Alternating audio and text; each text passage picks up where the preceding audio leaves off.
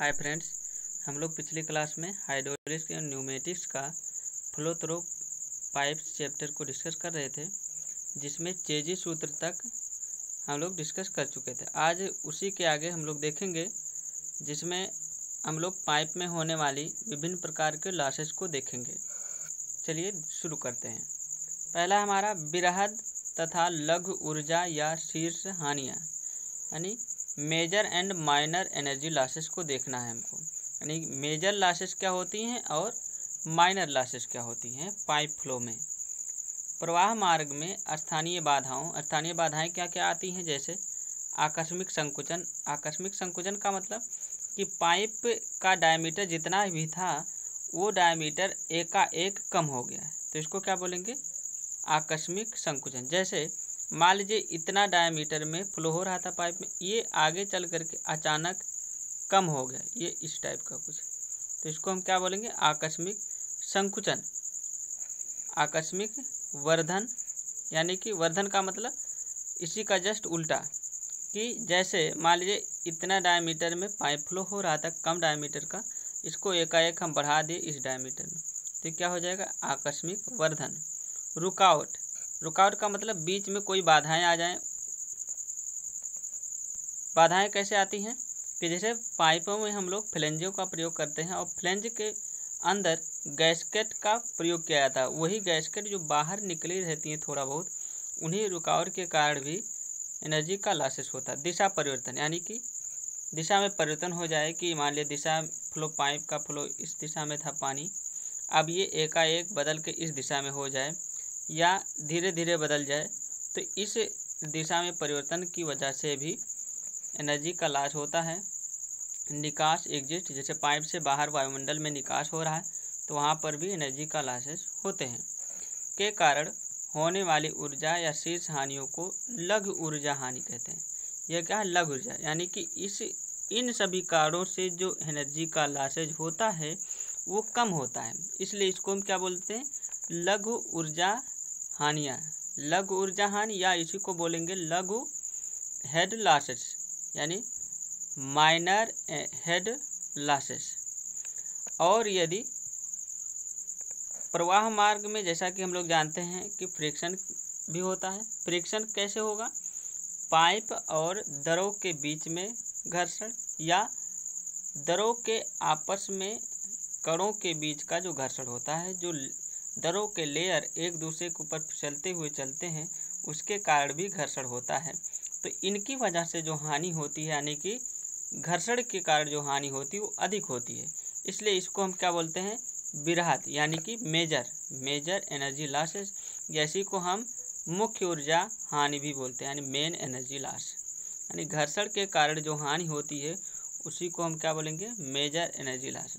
जैसे यदि पाइप बहुत लंबी प्रयोग की जा रही है, पाइप बहुत लंबी का मतलब, लंबी पाइप कब कहेंगे, जब पाइप की लंबाई पाइप के व्यास के 500 गुने से अधिक है, तब उसको क्या बोलेंगे, लंबी पाइप। यदि लंबी पाइप है तो उस समय जो लघु हानियाँ हैं वो लगभग नगण्य हो जाती हैं। उस दशा में केवल और केवल घर्षण के कारण ही हानि को कैलकुलेट किया जाता है।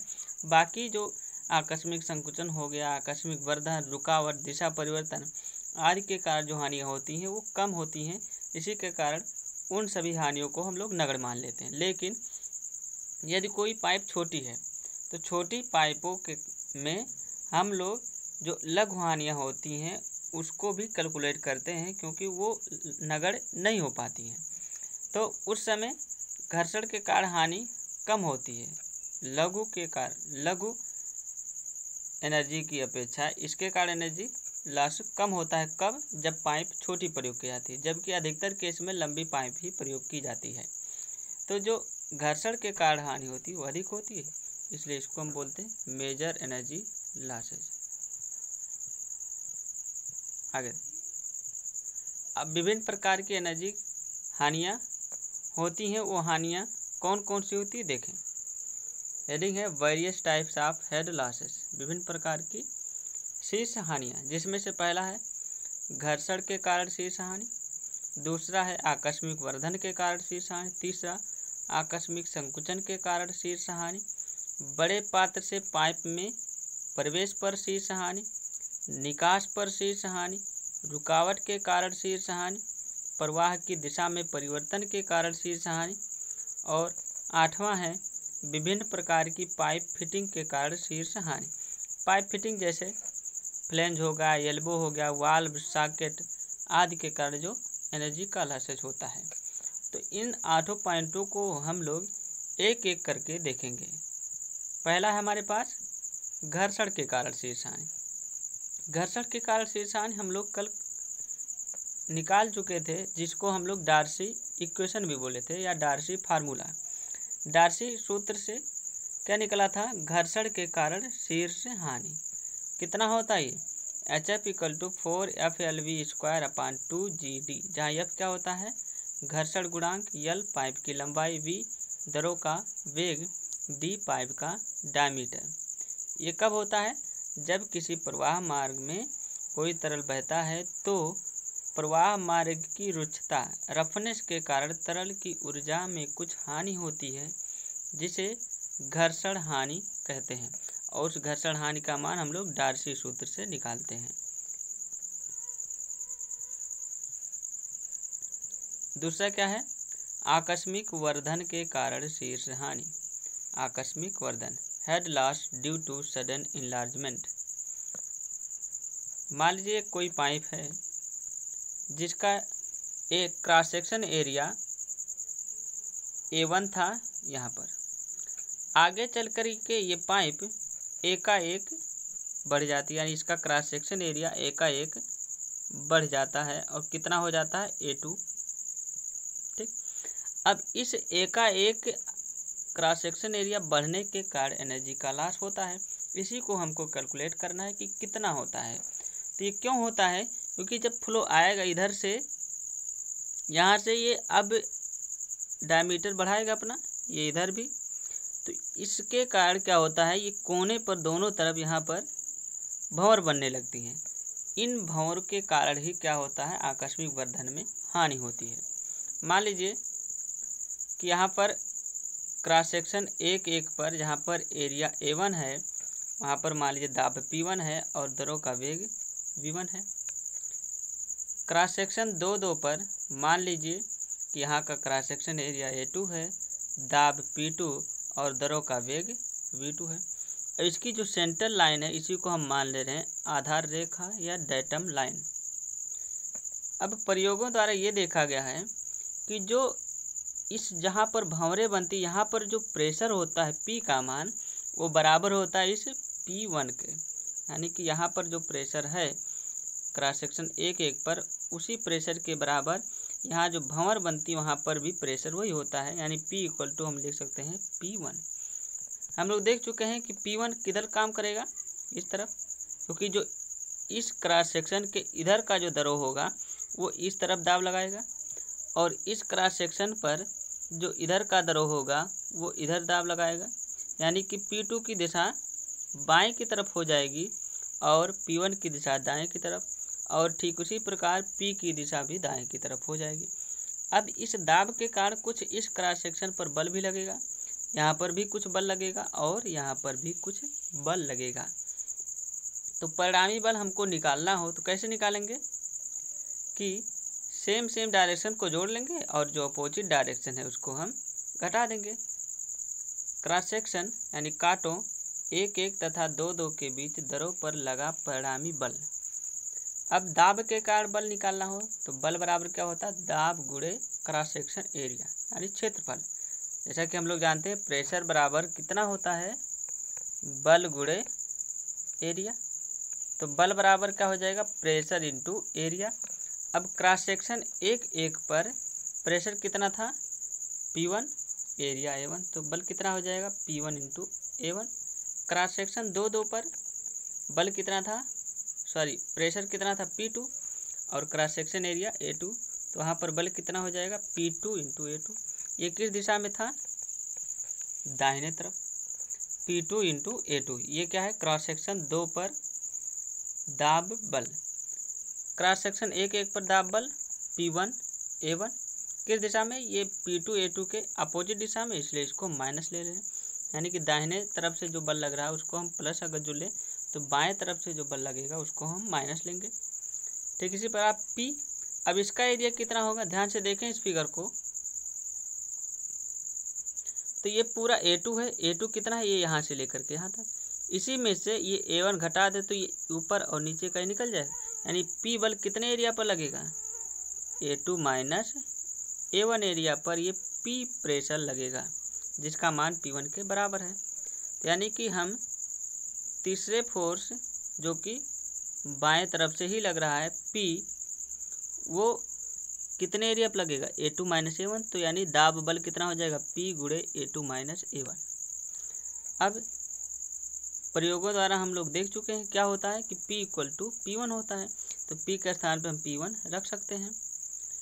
सेम बाकी सब कुछ वही है, P2 A2 minus P1 A1 minus P1 का अंदर हम गुणा करा दें, क्या हो जाएगा, माइनस में P1 A2 माइनस यहाँ ऑलरेडी है, ये भी माइनस माइनस गुणे माइनस कितना हो जाएगा, प्लस कितना, P1 A1, P1 A1 यहाँ प्लस में है और यहाँ माइनस में, कैंसिल आउट हो जाएंगे, बचेगा क्या, P2 A2 minus P1 A2। ध्यान से देखें तो यहाँ पर A2 कॉमन मिलेगा, तो A2 कॉमन मिल जाएगा तो क्या हो जाएगा, P2 minus P1 into A2। इसको हम इक्वेशन नंबर 1 मान लेते हैं। ये दरों पर परिणामी बल का मान निकल करके आया है।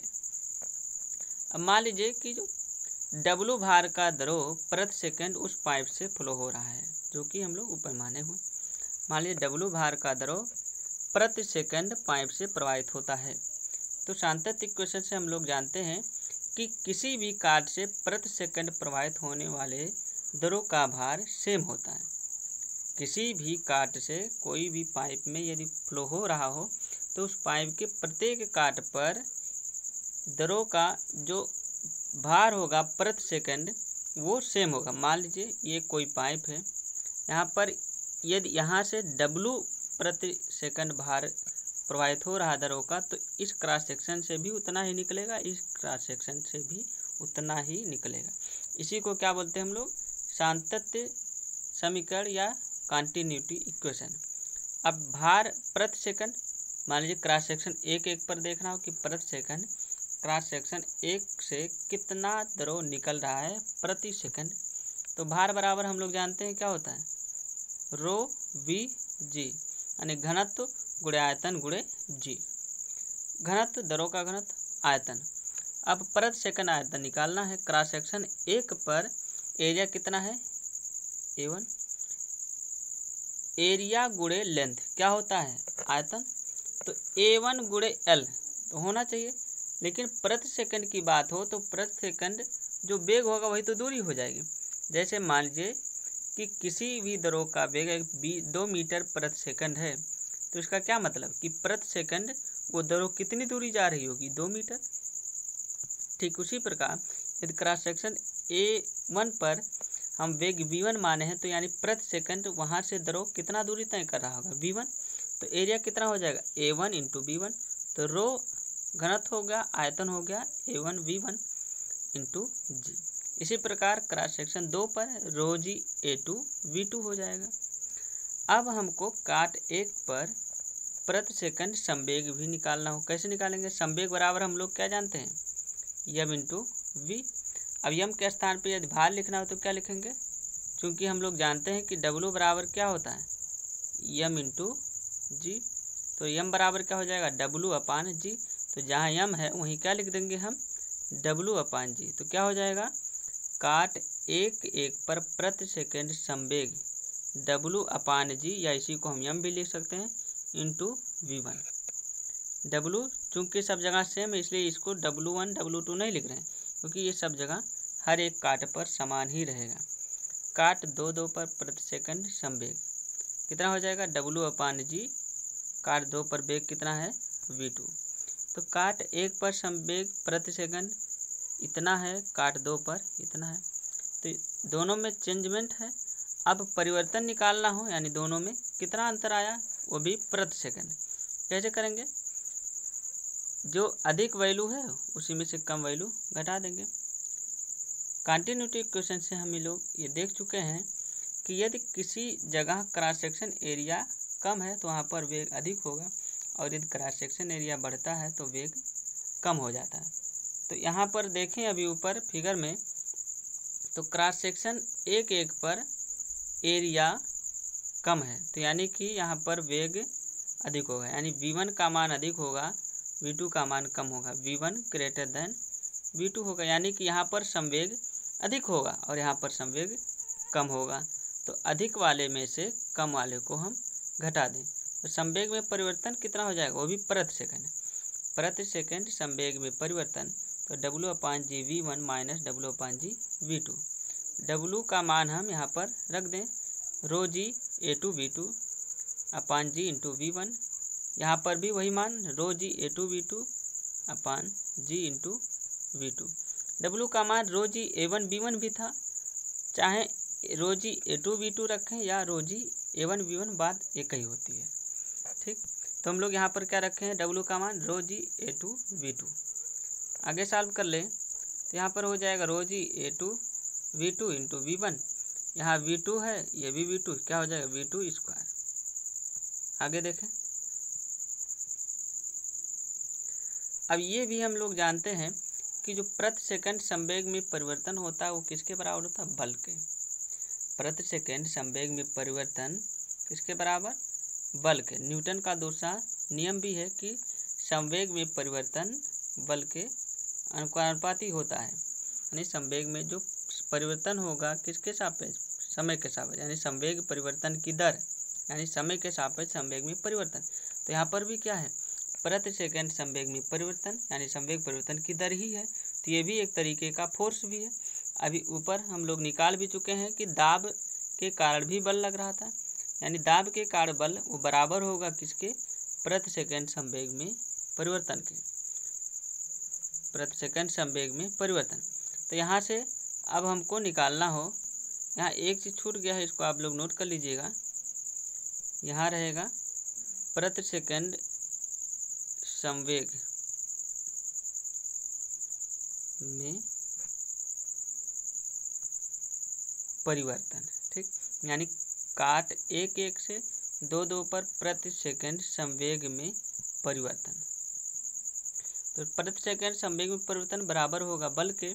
बल कौन सा, दाब बल, और दाब बल हम लोग निकाल चुके हैं a2 into p2 minus p1। संवेग में परिवर्तन भी निकाल चुके हैं ρg a2 v2 v1 अपान g minus ρg a2 v2 का स्क्वायर अपान g। ध्यान से देखें, और ρg a2 यहाँ भी है, ρg a2 यहाँ भी कॉमन ले लें, यहाँ क्या बचेगा v1 v2 अपान g v2 square upon g। यहाँ पर वही है, a2 यहाँ भी a2 वहाँ भी कैंसिल हो जाएगा, बचेगा क्या, ये p2 माइनस p1, और यहाँ बचेगा ρg, तो ρg को इधर पक्षांतर कर दे, क्या हो जाएगा p2 माइनस p1 अपान ρg।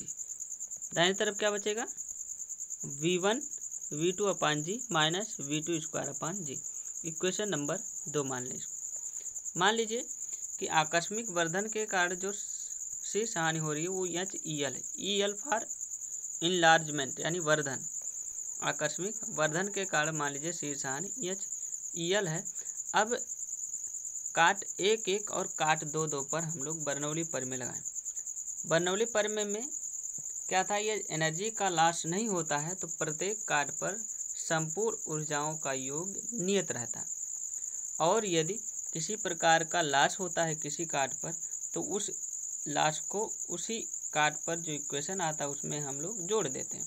जैसे काट एक एक पर मान लीजिए कि दाब शीर्ष कितना था P1 अपान ρg, वेग अगर जो V1 है तो वेग शीर्ष कितना हो जाएगा V1 अपान 2g, स्थैतिक शीर्ष Z1, P2 अपान ρg, काट दो दो पर दाब शीर्ष V2 स्क्वायर अपान 2g, वेग शीर्ष Z2 स्थैतिक शीर्ष। जब काट दो दो पर पहुंच रहा है काट एक एक से, काट एक एक से काट दो दो पर पहुंच रहा है, उस बीच हम क्या मान रहे हैं कि जो एनर्जी का लॉस हो रहा है वो कितना हो रहा है HEL, यानी कि एक एक से दो दो पर पहुंचने के बाद एनर्जी का लॉस कितना होता है HEL। तो यदि दो दो पर जो एनर्जी है उसी में एनर्जी लॉस हम जोड़ दें तो ये काट एक एक के एनर्जी के बराबर हो जाएगा। तो इसीलिए हम यहाँ पर काट दो पर जो संपूर्ण ऊर्जा है उसी में हम जोड़ दिए हैं एनर्जी का लॉस HEL। अब चूंकि जो पाइप है वो क्षैतिज है यानी कि Z1 बराबर हो जाएगा Z2 के, तो कैंसिल आउट हो जाएंगे क्योंकि दोनों सेम है। बचेगा क्या, P1/ρg V1² दाहिने तरफ है P2/ρg V2² plus HEL। HEL का मान हमको निकालना है, P1/ρg P2/ρg, इसको दाहिने से बाएं भेज देंगे, माइनस हो जाएगा। V1² प्लस है, ये उधर जाएगा माइनस हो जाएगा। ध्यान से देखें, V1² को पहले लिखा गया माइनस V2² इन दोनों में यदि हम माइनस कॉमन ले लें माइनस ρg, क्या हो जाएगा, माइनस जब कॉमन ले लेंगे तो ये वाली वैल्यू प्लस और ये माइनस, यानी P2 माइनस P1 हो जाएगा अपान ρg। अब इसी चीज़ को अभी ऊपर इक्वेशन नंबर 1 में देखें कि P2 माइनस P1 अपान ρg किसके बराबर था, V1 V2/g माइनस V2²/g। ध्यान से देखें ऊपर, ये इस इक्वेशन में, सॉरी इक्वेशन नंबर 2 में, यहाँ पर इक्वेशन नंबर 2 में हम लोग P2 माइनस P1/ρg बराबर V1 V2/g माइनस V2²/g निकाल चुके हैं। इसी वैल्यू को हम यहाँ पर रख देते हैं।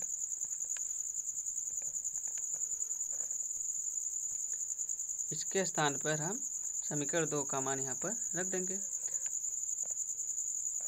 अब इस माइनस का हम अंदर गुणा करा दें, क्या हो जाएगा, V1²/2g minus V2²/2g minus V1 V2/g plus V2²/2g, sorry V2²/g, यानी V1²/2g minus V2²/2g minus V1 V2/g plus V2²/g।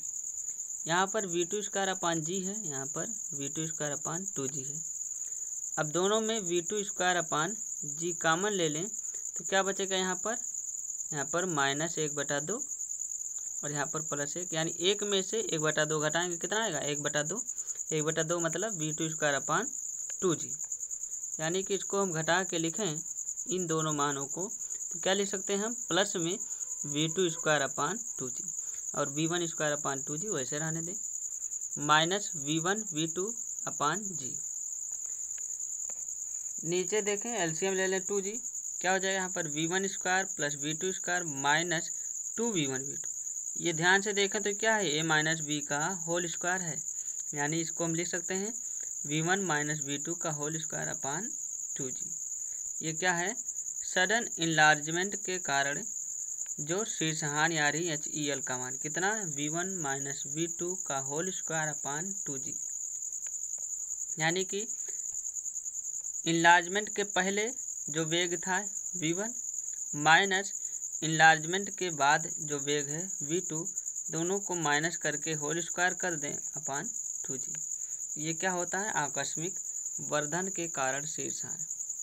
अगला है हमारे पास आकस्मिक संकुचन के कारण शीर्षहानि, एनर्जी लॉस या head loss due to sudden contraction. हमारे पास कुछ इस टाइप की पाइप थी कि ऐसे जा रही थी, काट 1-1 यानी कि यहाँ पर एरिया इसका A1 था, अचानक इसका क्रॉस सेक्शन एरिया कम हो गया, ये इतना, यहाँ पर एरिया कितना हो गया A2।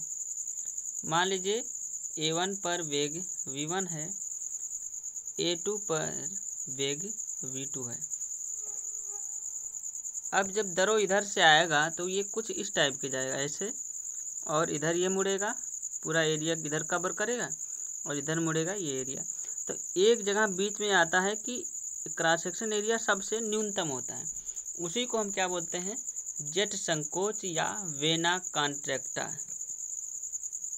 वेना कॉन्ट्रैक्टा, जेट संकोच, ठीक, यानी कि जहाँ पर क्रॉस सेक्शन एरिया सबसे न्यूनतम होता है उसी को हम जो बोलते हैं जेट संकोच, जिसको यहाँ सी से दर्शाया गया है।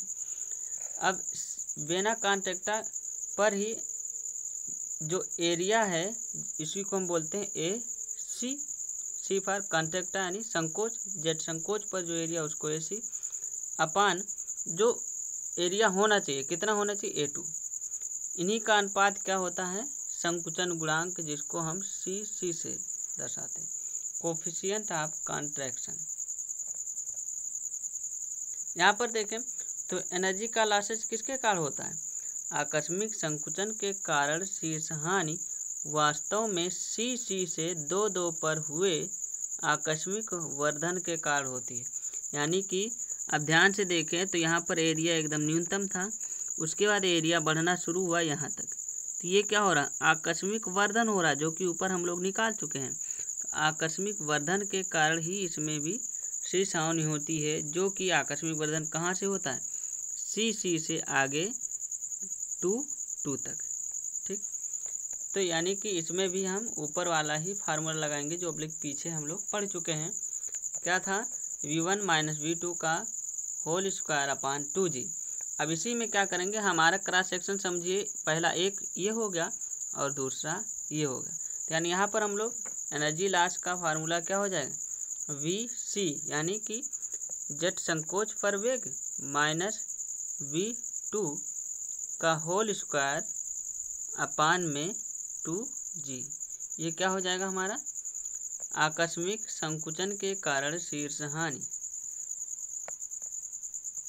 ये है सी for contraction HC, VC - V2 का होल स्क्वायर अपान 2G। इसको हम इक्वेशन नंबर 1 मान लेते हैं।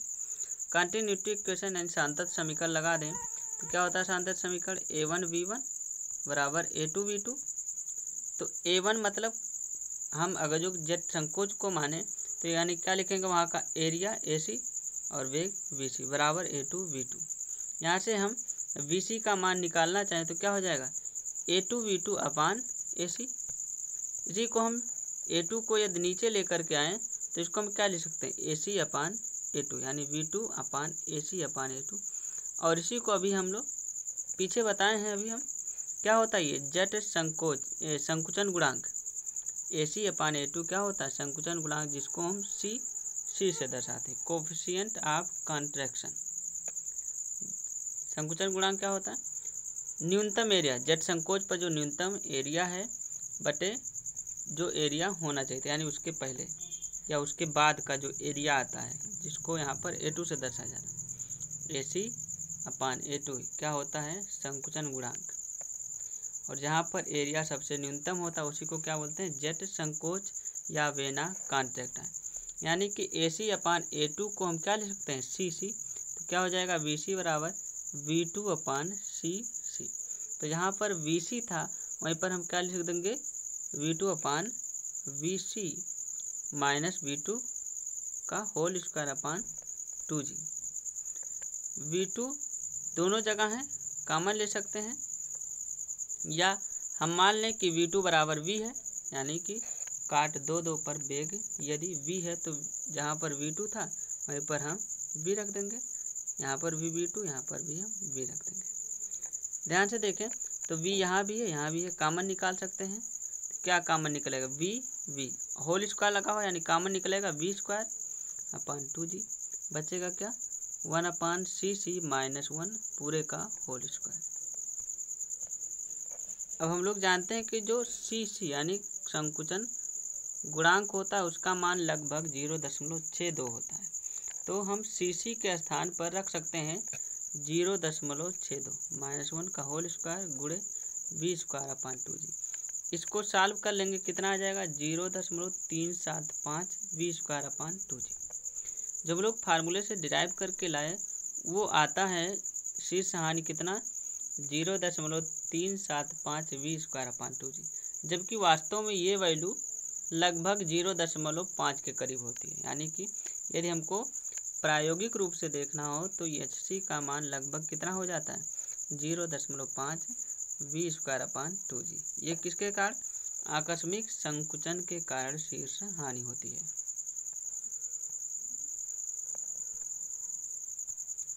अगला है बड़े पात्र से पाइप में प्रवेश पर शीर्ष हानि।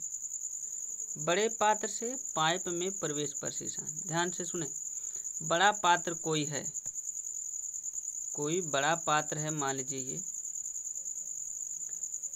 अब यहाँ से किसी पाइप में प्रवेश हो रहा है पानी, तो ये मान लीजिए यहाँ पर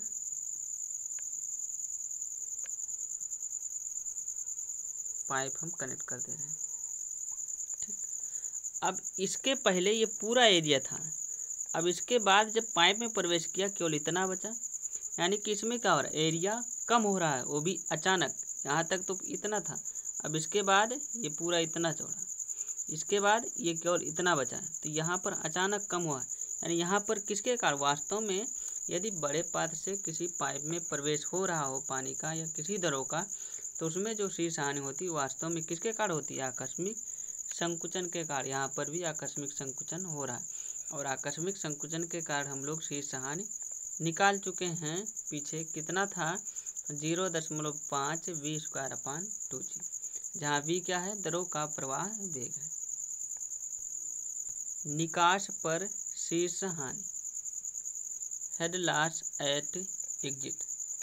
जब किसी पाइप में से प्रवाह वायुमंडल में होता है तो निकास पर उसकी गति लगभग शून्य हो जाती है। ध्यान से सुने, निकास पर मान लीजिए ये कोई टंकी थी या कोई पाइप फ्लो था, ये मान लीजिए पाइप है, अब इधर से फ्लो हो रहा था, इसके बाद यहाँ से पानी वायुमंडल में गिर रहा है। वायुमंडल में गिरेगा तो ये इकट्ठा होगा कहीं, तो जब इकट्ठा होगा लगभग इसका वेग यहाँ पर शून्य हो जाएगा, क्योंकि यहाँ वेग जो दरों है वो स्थिर हो जाएगा, यहाँ पर कुछ वेग रहेगा।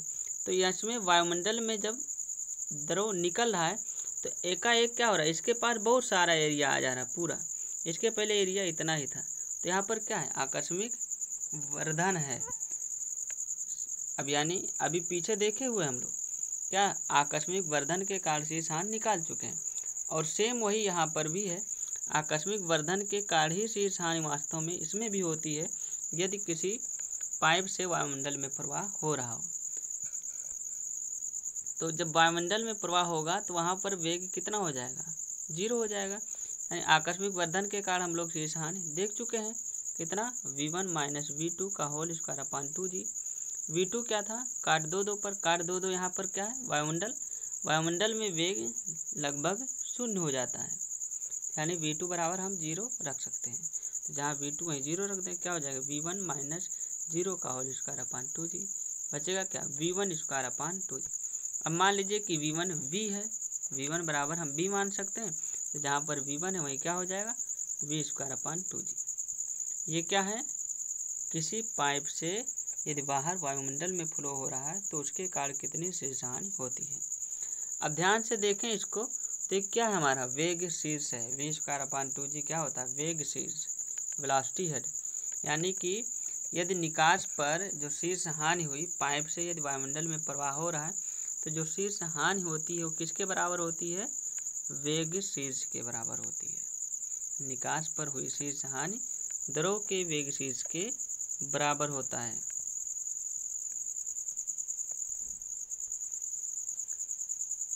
छठा है रुकावट के कारण शीर्ष हानि, head loss due to obstruction. ये कोई पाइप था हमारे पास जिसके बीच में मान लीजिए कोई रुकावट आ गया, जिसका क्रॉस सेक्शन एरिया मान लीजिए A0 है। अब इसके पहले इसका जो क्रॉस सेक्शन एरिया था पाइप का कितना है, मान लीजिए A है, वेग कितना है, v है, और जहाँ पर इस काट जो बीच में रुकावट आया है, बाधा जो आई है, वहाँ पर जो अधिकतम एरिया A0 हो वहाँ का क्रॉस सेक्शन मान लीजिए C है, ठीक। माना किसी प्रवाह मार्ग में A0 क्षेत्रफल का रुकावट है, ये रुकावट के कारण शीर्ष हानि मुख्यतः रुकावट के पश्चात आकस्मिक वर्धन के कारण होती है। यहाँ पर देखें तो रुकावट जब यहाँ पर आई तो रुकावट के कारण ये पानी केवल इधर और इधर था, अब इसके बाद जब गया तो एकाएक ये पूरा इतना एरिया कवर किया, यानी क्या हुआ, एकाएक एरिया इसका बढ़ रहा है। कोई भी द्रव जो यहाँ और यहाँ केवल था अब ये पूरे एरिया में कवर हो रहा है, तो यहाँ पर क्या हो रहा है, आकस्मिक वर्धन हो रहा है। इसी के कारण ही इसमें भी शीर्ष हानि होती है यदि किसी पाइप के मार्ग में कोई रुकावट आ जाती है। और शीर्ष हानि का मान रुकावट के आकार और प्रवाह पर निर्भर करता है, यानी रुकावट जो बीच में बाधा आई है उसका आकार किस टाइप का या प्रवाह मार्ग किस टाइप का है। माना रुकावट की काट का अधिकतम क्षेत्रफल सी पर कितना है, A0 है, और पाइप के काट का क्षेत्रफल A है। तो यदि सांतत्य समीकरण हम लगाएं, मान लीजिए यहाँ पर जो एरिया बच रहा है, इधर का एरिया और इधर का एरिया, जहाँ से द्रव का फ्लो हो रहा है वहाँ का एरिया मान लीजिए AC है और वेग मान लीजिए यहाँ पर VC है। तो क्या हो जाएगा, AC इंटू VC बराबर जो यहाँ पर एरिया इंटू वेग, यानी AC इंटू VC बराबर हम लिख सकते हैं A इंटू V के। यही क्या है हमारा कंटिन्यूटी इक्वेशन। इसको हम मान लेते हैं इक्वेशन नंबर फर्स्ट। अब संकुचन गुणांक क्या होता है कि जो क्षेत्रफल पहले रहा उसको नीचे जो होना चाहिए और जो हो रहा है कंस्ट्रक्शन, यानी कि ध्यान से देखें यहाँ पर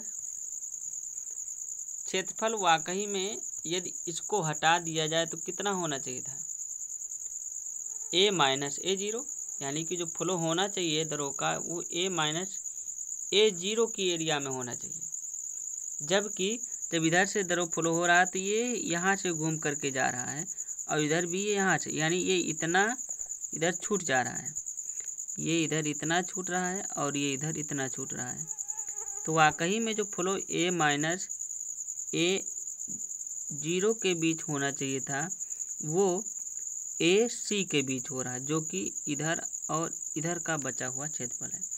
तो यहाँ से संकुचन गुणांक कितना हो जाएगा, जो वाकई में एरिया आ रहा है AC अपान जो एरिया होना चाहिए था, जो एरिया यहाँ पर टोटल है ये। तो CC यानी संकुचन गुणांक बराबर क्या हो जाएगा, AC upon A minus A0। यहाँ से AC का मान निकालना चाहे तो गुणा करा दें A minus A0 dot CC। Equation 1 में AC का मान हम रख दें, यहाँ पर AC है वहीं पर हम A minus A0 dot CC into VC बराबर A इंटू V। हमको निकालना है यदि VC का मान, बाकी सबको पक्षांतर कर दें, क्या हो जाएगा AB upon A minus A0 dot CC। अब रुकावट के कारण शीर्ष हानि किसके कारण होगी, आकस्मिक वर्धन के कारण, और आकस्मिक वर्धन के कारण हम लोग शीर्ष हानि देख चुके हैं V1 माइनस V2 का होल स्क्वायर अपान 2G। तो V1 यानी कि जो जेट संकोच, यानी कि जहाँ पर रुकावट आई वहाँ पर वेग कितना है, मान लीजिए VC, और उसके बाद वेग V का होल स्क्वायर अपान 2G। तो VC का मान हम रख सकते हैं, VC का मान हम हेड लॉस में रख देंगे। तो जहाँ पर VC था वहीं पर हम रख दिए AB upon A minus A0 dot CC minus V का होल स्क्वायर अपान 2G। अब ध्यान से देखें तो यहाँ पर V यहाँ भी है, V और V यहाँ भी है, कॉमन ले सकते हैं, स्क्वायर लेकर कॉमन होगा क्योंकि पूरे का होल स्क्वायर है। क्या बचेगा, V स्क्वायर अपान में 2G है, बचेगा क्या यहाँ A upon A minus A0 dot CC minus में 1। या इसी को हम लिख सकते हैं OB मतलब ऑब्स्ट्रक्शन बराबर K dot V square upon 2G, जहाँ K क्या है, एक नियतांक जिसका मान इतने के बराबर होता है। K बराबर एक नियतांक बराबर A upon A minus A0 dot CC minus 1 का होल स्क्वायर। यदि रुकावट का क्षेत्रफल नहीं बदल रहा है तो ये पूरा देखें कांस्टेंट है, पाइप का क्षेत्रफल बदलेगा ही नहीं, A0 बदलेगा नहीं, CC बदलेगा ही नहीं, यानी कि ये पूरी वैल्यू एक नियतांक मान सकते हैं। इसलिए इसको हम K से डिनोट किए हैं, यानी HOB बराबर हो जाएगा K dot V square upon 2G। ये किसके कारण है, यदि प्रवाह मार्ग में कोई रुकावट आ जा रही है तो उसके कारण जो शीर्ष हानि होती है वो कितनी होती है, K into V square upon 2g।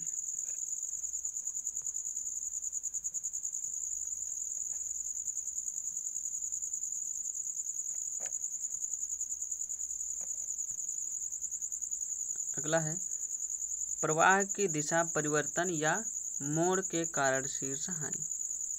यानी यदि फ्लो मान लीजिए इस डायरेक्शन में हो रहा था, इस डायरेक्शन अगर जो चेंज हो रहा है, जैसे मान लीजिए इस डायरेक्शन में चला गया या एकाएक डायरेक्शन ऐसा हो गया, इस टाइप यदि डायरेक्शन चेंज होता है फ्लो का, तो वहाँ पर भी शीर्ष हानि होती है। वो कितनी बराबर होती है, एच वी फॉर बेंड, कितना V K into V square upon 2g के बराबर ही होता है।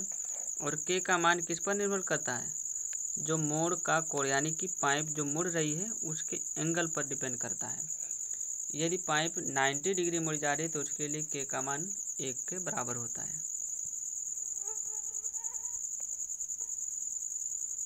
8वां है विभिन्न प्रकार की पाइप फिटिंग के कारण शीर्ष हानि। पाइप फिटिंग कौन कौन सी होती है, जैसे कहीं पर लग गया वाल्व या फ्लेंज लग गया या और कई सारे यहाँ पर पाइप को फिट करने के लिए इक्विपमेंट या कई सारे कंपोनेंट लगाने पड़ते हैं। उन्हीं सारे कंपोनेंट्स के कारण जो शीर्ष हानि होती है उसी को क्या बोलते हैं हम लोग, पाइप फिटिंग के कारण शीर्ष हानि, head loss due to various pipe fitting. इसके कारण जो शीर्ष हानि होती है उसका मान एच बराबर के वी स्क्वायर अपान 2g ही होता है। यहाँ पर के का मान किस पर डिपेंड करता है, पाइप फिटिंग पर डिपेंड करता है। इस टाइप से जितने भी हेड लॉस होते हैं पाइप फ्लो में, जितने प्रकार हेड लॉस होते हैं उस सबको हम लोग डिस्कस कर चुके हैं आज यहीं तक। Okay, thank you, Vande Mataram.